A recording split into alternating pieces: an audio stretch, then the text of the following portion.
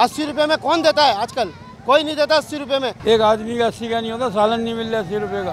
कभी कौरमा होता है, कभी आलू गोश्त होता है। सबको इसी तरह करना चाहिए। फल फ्रूट वाले भी इन्होंने आग लगाई हुई है। 2-3 बंदे तो हम खा लेते हैं यहाँ से लेकिन तो बहुत अच्छा है। 80 रुपए में ये हम देते हैं, 2 अफराद का इसमें खाना होता है। लतीफाबाद के रिहायशी अनवारुल हक ने अवाम की परेशानियों को कम करने के लिए 2 अफराद का खाना सिर्फ 80 रुपए में फरोख्त करना शुरू कर दिया। पकवान सेंटर के मालिक अनवारुल हक गुज़िश्ता 5 सालों से ये काम अंजाम दे रहे हैं, जिसमें वो हर साल यकुम रमजान से चांद रात तक महंगाई से परेशान अवाम के लिए सस्ता और मायारी खाना फरोख्त कर रहे हैं। डे फर्स्ट हमने रखा था, कोफ्ता रखा था बीफ में ना, दाल गोश्त होता है और निहारी, कोरमा, आलू गोश्त, इस टाइप की चीज़ें हम इसमें रखते हैं।